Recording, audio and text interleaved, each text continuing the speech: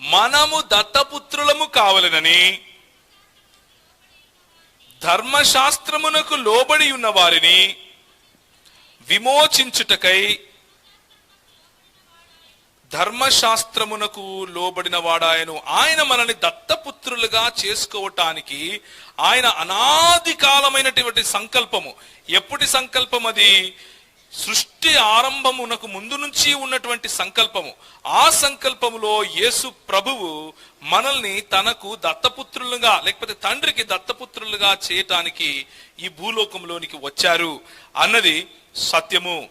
ప్రేమ కోసము ప్రేమించి మనల్ని ఆయన ఆ విధంగా చేశాడు అన్నది సత్యము. ఇప్పుడు ఎఫెసీయులకు రాసిన పత్రిక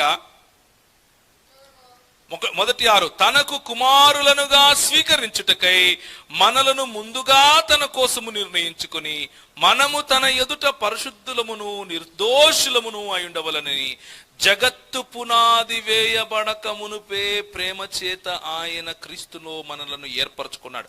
ఎప్పుడు? మీరు ఇక్కడ ఈరోజు కూర్చొని ఉంటారని ఎప్పుడు నిర్ణయించుకున్నాడు ఆయన? జగత్తుకు పునాది వేయబడక ముందే అంట. ఎప్పుడమ్మా? జగత్తుకు. ఇప్పుడు చెప్పండి, మీరు పాపాలు ఒప్పుకుంటే వస్తుందా పోతుందా? ఇప్పుడు చెప్పండి, మీకు ఉచితంగా వచ్చిందా, మీరు కష్టపడి తెచ్చుకున్నారా? ఇప్పుడు చెప్పండి, మీరు మీ పాపాలను వదిలేసి ఈ జగత్తు పునాది మొదలు నుంచి మిమ్మల్ని ఏర్పరచుకున్నటువంటి దేవునికి సరిపోయేట్లుగా జీవించాలా, జీవించకూడదా? ఇంకా పాపంలోనే జీవించచ్చా, జీవించకూడదా? రైట్.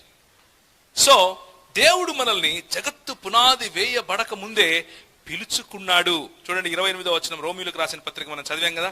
దేవుని ప్రేమించు వారికి అనగా ఆయన సంకల్పము చొప్పున పిలువబడిన వారికి